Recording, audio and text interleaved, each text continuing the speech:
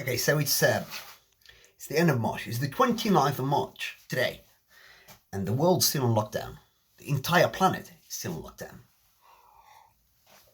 You go and you ask the idiot, why are we on lockdown? Can you see it? It's coronavirus. It's killing everybody. You got to stay in. You got to keep yourself safe, keep your loved ones safe, and hope for the best, and everything will blow. And then we come out again.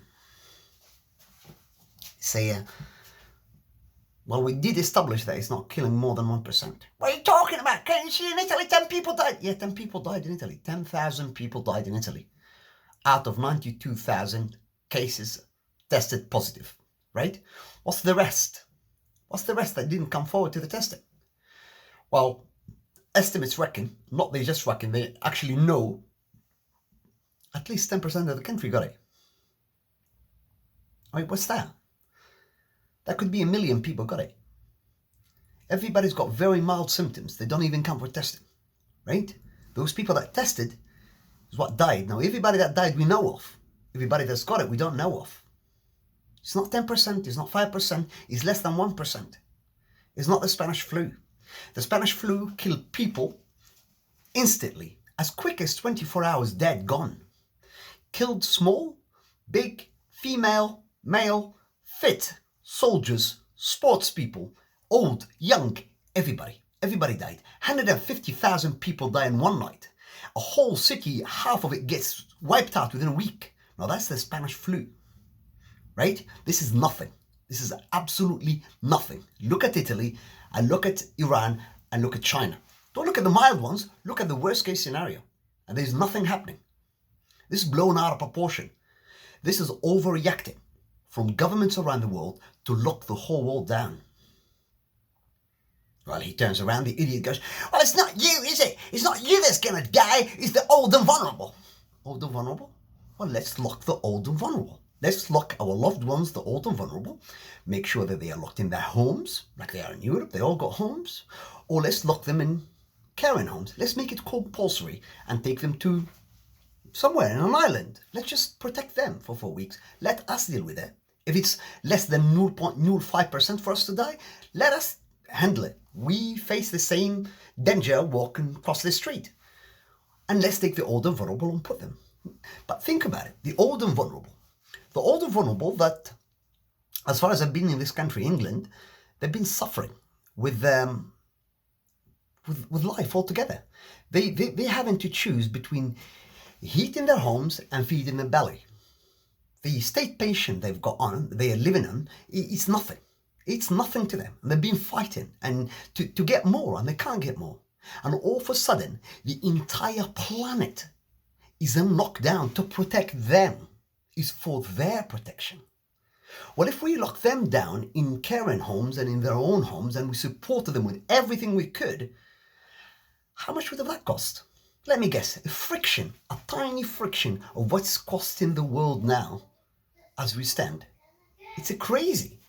It's an absolutely madness. Now, with that being said, if you don't think there is something that doesn't add up, something weird with this world lockdown, with India being locked down. You're saying we're going to keep a distance. How do you keep a distance from Mumbai in the slums? How do you keep? You don't lock them down, you cram them in. That's what you're doing. You cram them in Mexico City, in Cairo, in Rio, in all the big cities in the world. That's all you're doing. They are slums, right? People don't have enough food to stay in their homes. What are you doing?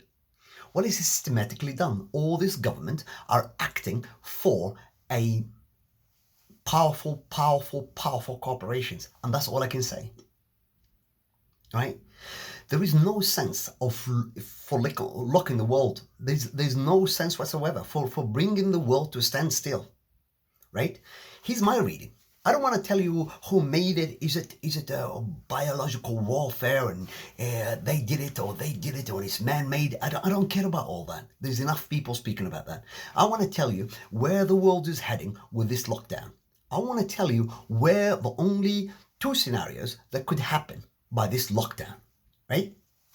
Well, one, and this is inevitable, that all the small, medium-sized and big companies are going kaput. All of them. All of them. The share value is going that big, and you will see from Monday tomorrow how things are going to go absolute nothing. Nothing. Now, what's going to happen to those? Who's going to pick them up? Who's going to buy them? The very, very, very people on the top. I'm talking about the likes of Bill Gates that have been talking 2 days ago. Lock the world. Lock it. Lock it. Lock it. Lock it. The guy's too rich. The guy could have an island somewhere with his loved ones and leave the country behind. However, he's shouting out loud. Lock it. Lock it. Hedge fund managers are saying the same thing. Lock it. So the world is destroyed so they can pick it for pittance. Right?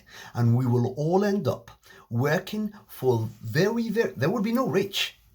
No rich. There will be filthy, filthy, filthy rich. And there will be us. Back to the feudalism, working for a loaf of bread. And that's it.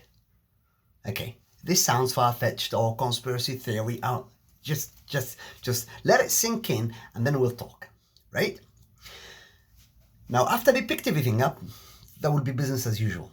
Now, I call that the ugly scenario. The ugly scenario. Do you want to hear number 2? Scenario 2. I call it the dire and ugly, right? The dire and ugly scenario is this. Even after everything is gone to nothing, all the companies in the world have kaput and administration, gone into administration. Now, what's going to happen is they're going to leave it on lockdown. Now, why is that? Well, you only have to look at the continent of Africa, Middle East, some country of Asia. People don't make their food. A mass world starvation. It's not the coronavirus that's going to kill you. It's the hunger. The food, the chain of supply of food, it's standstill. As you speak today, there will be no food shipped around at the moment. Okay? It is in Europe. They make their own. It is in North America, but not for the rest of the world. They depend on grains that are coming from South Carolina or whatever to feed North Africa, for instance, right? So that's all in standstill. What's going to happen to Cairo? What's going to happen to the North Africa? What's going to happen to South America? What's going to happen to Latin America? We don't know, right? I'll tell you. Mass starvation. And that's what they're doing. All right? I may be talking out of my backside, and I hope I'm wrong. I totally hope I'm wrong. But I can't see any other scenario. If they're going to keep it like this, this is madness. And if you are somebody that lives in these rural places, or a normal human being with a brain and still shouting out of your balcony, "Oh, stay in, you idiot!" You're the idiot. You're the stupid. This is dire.